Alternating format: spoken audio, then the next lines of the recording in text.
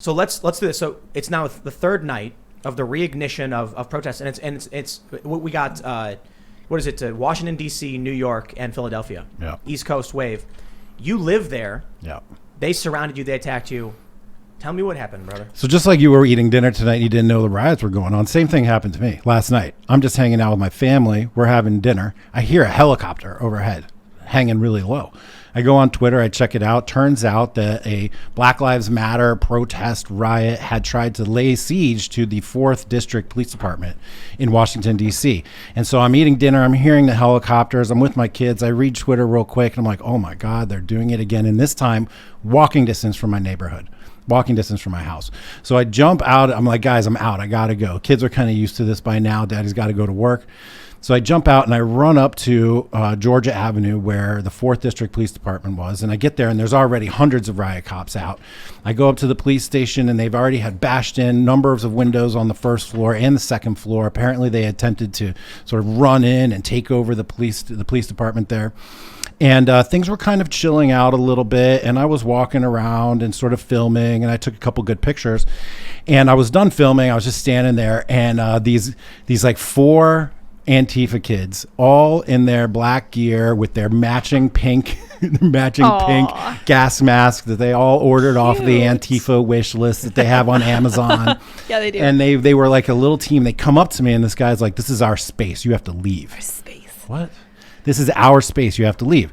And funny enough, I was actually just getting ready to go. But then when an Antifa guy comes up to me and tells me it's time to leave, what am I going to say?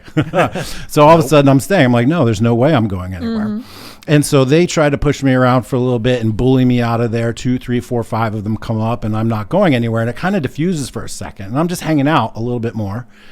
And then they come up to me again. And then there's like a group of 4 and then 5 and then 6 and then 10. Oh, and then there's like 20 of them. And now I'm surrounded by Antifa. I'm surrounded by sort of Black Lives Matter type people. Just sort of random street thugs are there.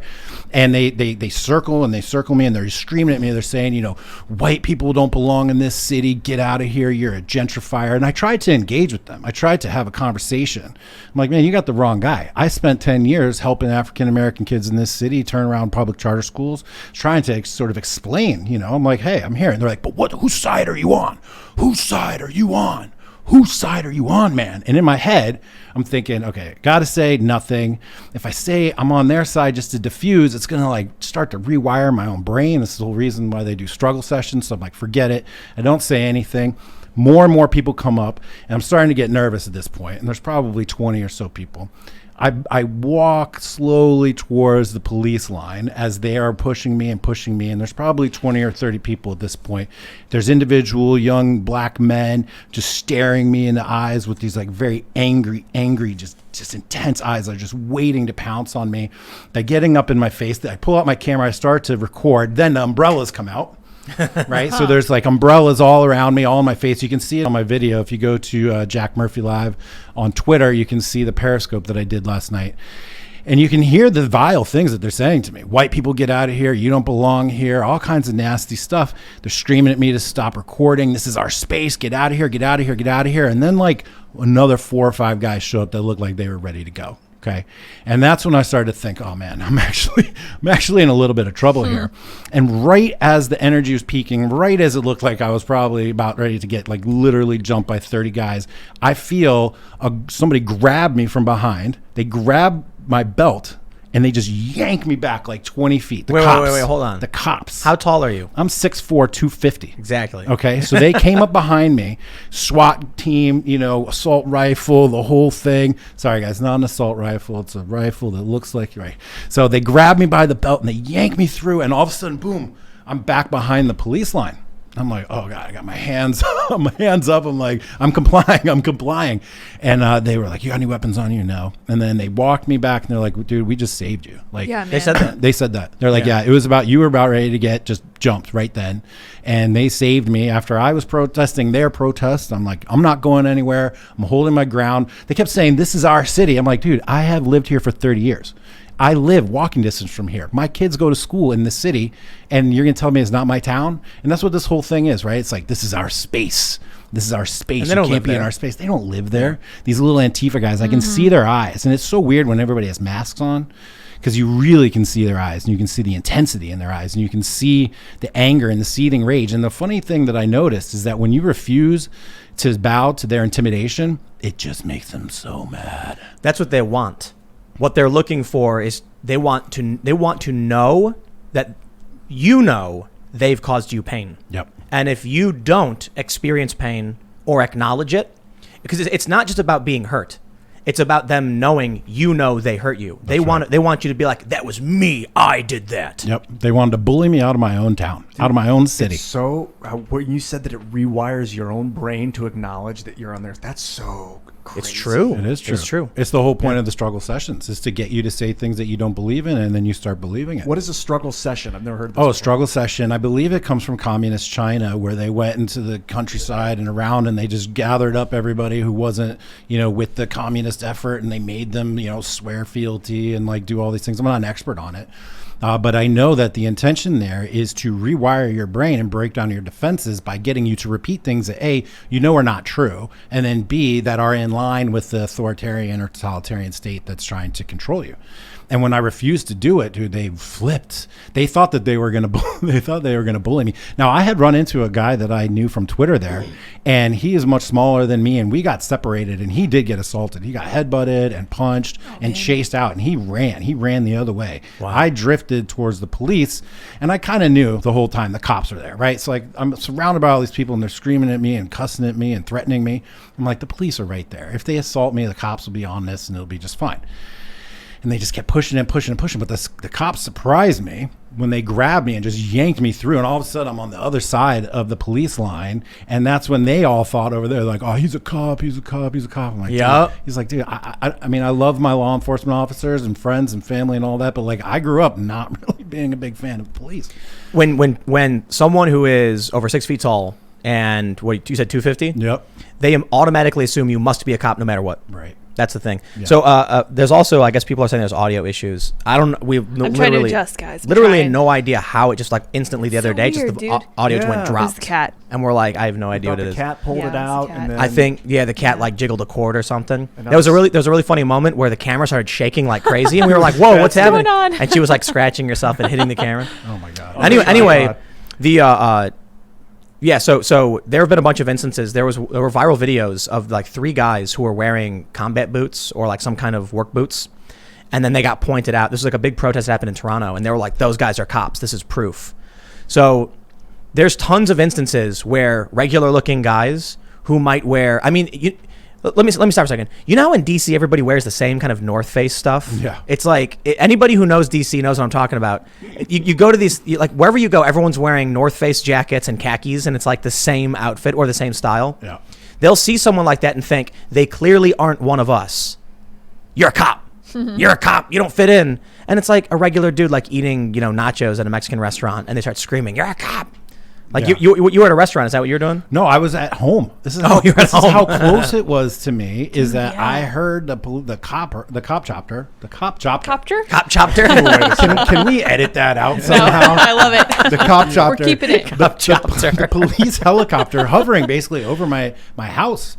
And when I saw that there was this happening right in my neighborhood, I just jumped up. I literally left my dinner on the table and I had to go. I gotta bring it back to the intro. So why are they out there? In Washington, D.C. in particular, it was because of this one incident where a black kid was on a moped without a helmet. The cops saw him, flipped on the lights because it's illegal. And instead of talking to the cops, he sped off on the moped. So now he's like a fugitive running away from the cops. So the cops chased him. And as they're chasing him, he gets hit by another car. Whoa. A third car. Oh, and he ends snap. up dying, right? It's When? They blame the cops for that. This is like 2 or 3 nights ago. Yeah, they blame the cops for that. And it's a tragedy. It sucks when somebody gets killed, obviously, but if the guy just would have stood there, he would have been fine. It's not the police fault. So instead they use this. It doesn't matter what the reason is. Mm-hmm. They're always just looking for any reason to rile people up. And so when I was there, I noticed it was just sort of like regular townsfolk, let's say. And then the Black Lives Matter banner showed up. And then the Antifa crew showed up. And then you could just tell like the medics were there. And then all of a sudden you could tell that they had like rallied the troops to come all the way uptown. This is not downtown. This is not by the main protest zone. This is not by the White House. This is not where any really of this has been going on, which is why I was so incensed. I had actually decided to leave the street reporting up to fearless people like Shelby Talcott and Elijah Schaefer. DC Right Squad. Yeah, they do a tremendous job, and they're out there, but they have a little bit of a different demo than I do. I've got 3 kids and a family and the whole thing, and it's like I have to stop putting myself in danger like that. But this was in my neighborhood. Elijah Schaefer got punched in the face. Oh, he got bloodied up yesterday. Yeah, man. We had Elijah on the show, what was it, a month ago? A few weeks ago, yeah. A few weeks ago? No, more than that. More than that. It was like a month ago. 2 at least. So he's another one of these dudes who goes out there and does this reporting. And I saw a video where he was like, his face was swollen and he was bleeding and he was still reporting. Dude, yeah. I'm like, geez, dude, go to the hospital, get some stitches. Yeah, he's hardcore. He's hardcore. I think he's having fun doing that. For sure he is, I'd have never met him, but like the vibe I get when he posts the pictures and the tweets about him getting beat up or punched or whatever, I get the sense that it doesn't bother him too much. There's There's this thing I heard about firefighters who wish for fires. Wow. And it's true though, because so my dad was a firefighter and he explained to me that some people get this thing where they get depressed when they're not doing something. Like their job is to help people and save lives. And then they go weeks with like no fire or no real calls and they feel useless. So they start wishing for fires, like inside in their own minds. Yeah. Like, I want that fire. I want to run in. And that's a scary thought because they're like, they want the destruction, but because it reminds me of like the dogs on 9/11. You know about the dogs on 9/11? No, sir. They would have to bury themselves and then have the dogs find them because the dogs were getting demoralized by not finding the bodies. Oh, wow. So they would have to pretend to do it to give the dog because it's a feeling everybody gets when they feel like they're not doing anything, not helping, not being useful. Yeah, Tim, I can relate to this story. Yeah. One of the reasons why I stopped going out on the street as much is because I found myself hoping that something terrible would happen. And that's a bad feeling. Like I didn't like it. I don't want to hope that ever. Right. So I would go out and if nothing bad happened, I would say publicly like, oh, this is great. Thank God nothing bad happened. But in my mind, I'm like, hey, I'm coming out here to work. Right. Like, where is it? And I didn't like that feeling at all. Journalism in general is a tough job because if bad stuff doesn't happen, what's the news? Like good news doesn't really it's not fly. Bleeding. It's not bleeding. Unfortunately. Dude, have you guys seen Bruce Almighty? No. You've not seen it? Well, with the movie? The movie, Bruce Almighty. Yeah. So where Jim Carrey is a local news reporter, and they're like, go do the cookie story, the world's biggest cookie. And he's like, come on, man. And he really wants to be an anchor. And so the movie is basically, he's complaining about life. He blames God for everything. So God, Morgan Freeman, grants him the powers of God and says, you be God. And then what does he do? He starts making like meteors crash into the earth. They find Jimmy Hoffa's grave or whatever. He's making all this crazy sensational news that he's right there for. He falsely frames his rival news team for having a bunch of pot in their car and they get arrested by the feds. Like totally the Russians. Super brutal. But like, I think that's I know it's a fictional movie, but it's a play on an idea we know. They call him Mr. Exclusive because he was finding all of those big breaking news stories of shocking explosions and drug busts. So yeah, if it bleeds, it leads.